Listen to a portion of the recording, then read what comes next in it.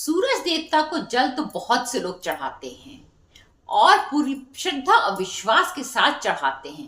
परंतु कभी कभी कुछ गलतियां भी कर जाते हैं जिनका उनको पता ही नहीं होता है। सूरज देवता को जल चढ़ाना बहुत ही अच्छा होता है, बहुत फलदायी होता है, परंतु कुछ लोगों को सूरज देवता को जल नहीं चढ़ाना चाहिए। आज की वीडियो में हम इसी विषय पे बात करेंगे कि सूरज देवता को जल चढ़ाने से क्या होता है, इसका लाभ क्या है, सूरज देवता को जल चढ़ाने का सही तरीका क्या है, कैसे कैसे आप चढ़ा सकते हैं और किन लोगों को सूरज देवता को जल नहीं चढ़ाना चाहिए। चलिए वीडियो को शुरू करते हैं और जानते हैं इस विषय में विस्तार से। नमस्कार दोस्तों, मैं अंजलि सक्सेना एक बार पुनः स्वागत करती हूँ आपका एक नए वीडियो में। सूरज देवता को जल चढ़ाने से होता क्या है? सर्वप्रथम तो मान प्रतिष्ठा बढ़ती है। सूरज देवता जो है वो प्रकाश के देवता होते हैं, वो हमारे जीवन में प्रकाश लाते हैं, हमें जो है वो अच्छा जीवन देते हैं, मान सम्मान देते हैं और समाज में एक अच्छी जगह देते हैं। सूरज देवता को जल चढ़ाने से हमारे कार्य भी पूरे होते हैं, शनि का दोष भी कम होता है क्योंकि शनि से उनकी शत्रुता चलती है। इसलिए यदि आप सूरज देवता को जल चढ़ाते हैं तो शनि जो है वो आपके दुष्परिणाम नहीं दे सकते हैं। सूरज देवता को जल चढ़ाने से और भी कई लाभ होते हैं। आप अगर किसी नौकरी व्यवसाय, विशेषकर अगर आप किसी गवर्नमेंट जॉब के लिए ट्राई कर रहे हैं तो आपका सूर्य तेज होना जरूरी है।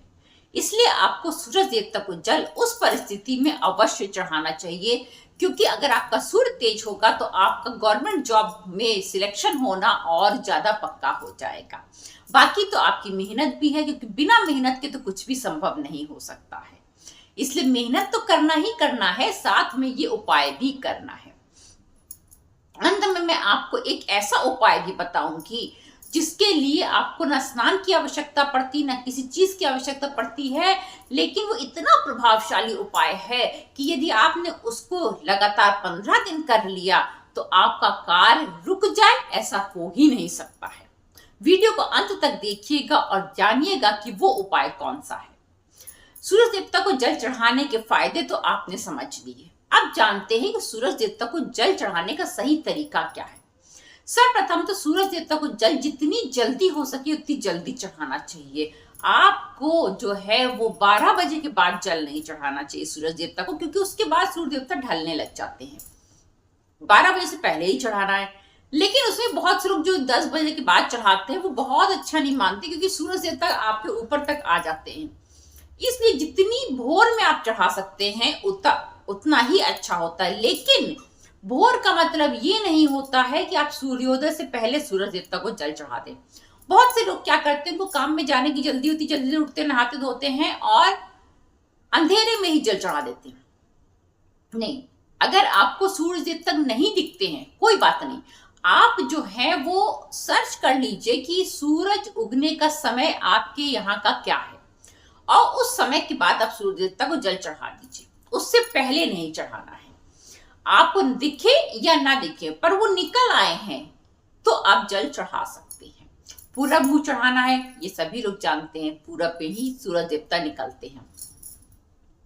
अब जल चढ़ाने में क्या है कि सिर्फ और सिर्फ तांबे का लोटा ही प्रयोग में लाना है।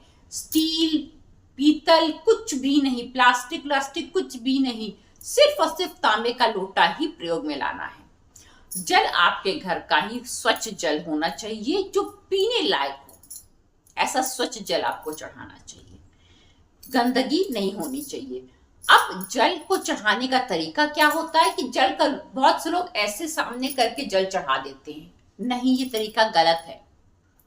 आपका जो हाथ में आप लोटा पकड़े हैं वो आपके माथे के लेवल के ऊपर होना चाहिए। इससे नीचे आपका लोटे का लेवल नहीं होना चाहिए। ऐसे जल चढ़ता है, ऐसे जल नहीं चढ़ता है।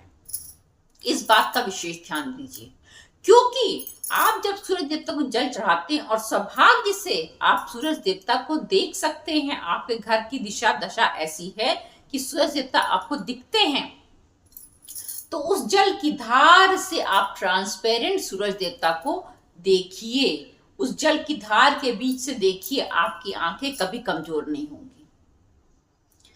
लेकिन जिन लोगों के घर में नहीं दिखते हैं, बहुत से लोग ऐसे हैं जिनके घरों से सूर्य देवता उगते हुए नहीं दिखते हैं, तो वो सिर्फ टाइम देख करके कि किस समय सूर्य देवता उग रहे हैं, टाइम देख करके और सूर्य देवता को जल चढ़ा सकते हैं। आप जानते हैं कि उस पर डालना क्या क्या है। आपको उसमें लाल फूल डाल सकते हैं, आप अक्षत डाल सकते हैं, रोली डाल सकते हैं, गुड़ डाल सकते हैं, कुछ भी डाल के चाहिए, परंतु कभी भी खाली जल सूरज देवता को नहीं चढ़ाना चाहिए। आप उसमें बेलपत्र डाल के भी चढ़ा सकते हैं, लेकिन खाली जल कभी नहीं चढ़ाना चाहिए। अब आपको बताने जा रही हूं कि क्या क्या गलतियां लोग करते हैं।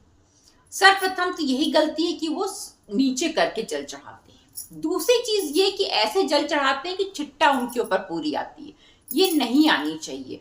आप कोई बाल्टी सामने रख लीजिए, कोई ऐसी व्यवस्था कर लीजिए कि जिसके अंदर जल जाए और उसकी छिट्टा आपके ऊपर नहीं आनी चाहिए। ये अच्छा नहीं माना जाता, इससे दोष लगता है। इसलिए ऐसी व्यवस्था रख करके तभी सूरज देवता को जल चढ़ाएं। नहा धोकर चढ़ाएं, बिना नहाए कभी नहीं चढ़ाना चाहिए। ये तो हो गया साधारण तरीका सूरज देवता को जल चढ़ाने का। इस तरह से यदि आप चढ़ाते हैं तो सूरज देवता आपको अच्छा फल देते हैं। परंतु किन लोगों को सूरज देवता को जल नहीं चढ़ाना चाहिए? जिनका सूर्य बहुत खराब हो, जिनके माँ पिता से नहीं पड़ती हो, पिता से नहीं पड़ती हो, सूर्य तेज हो, उन्हें नहीं चढ़ाना चाहिए, क्योंकि फिर वो डिफरेंस इतना बढ़ता जाएगा कि वो डिफरेंस कभी कम नहीं हो पाएगा। इसलिए हर किसी को सूरज देवता को जल भी नहीं चढ़ाना चाहिए। अपनी जन्म पत्रिका दिखा लीजिए कि क्या ये आपके लिए शुभ फलदायक है या नहीं है, तभी आप सूरज देवता को जल चढ़ाएं। अब जानते हैं वो उपाय, वो विशेष उपाय जिसको करने से आपके जीवन में बहुत से बदलाव आ सकते हैं। उसके लिए आपको नहाने धोने की किसी चीज की आवश्यकता नहीं है। सुबह उठते ही बस जाइए, बस कंडीशन ये है कि आपके घर से उगते हुए सूरज दिखने चाहिए। बहुत किस्मत वाले होते हैं वो जिनके घरों से उगते हुए सूरज दिखते हैं, और वही किस्मत वाले लोग ये उपाय कर सकते हैं। अपने घर की छत या बाहर जहां भी उगते हुए सूरज आपको दिखते हैं, आप जाइए, लाल सूरज को देखते हुए गायत्री मंत्र का जाप आप 11 बार कीजिए। ये कार्य आपको 15 दिन तक करना है। नहाने धोने की आवश्यकता नहीं है इसमें, पर करने के बाद तुरंत नहाना भी नहीं है, आधे घंटे बाद आप नहा सकते हैं। 15 दिन से ज्यादा करना भी नहीं है, क्योंकि इसकी एनर्जीज इतनी हाई होती है कि इससे ज्यादा आप करेंगे तो आप बर्दाश्त नहीं कर पाएंगे उसको। और जो भी विशेष मनोकामना आप अपने मन में रख करके इस कार्य को करेंगे, वो पूरी होना तय है। 100% विश्वास के साथ करके देखिएगा। अगर ये वीडियो पसंद आया हो तो एक लाइक अवश्य कीजिएगा। फिर मिलेंगे एक नए वीडियो में एक नए विषय के साथ। तब तक के लिए जय श्री राम, नमस्कार।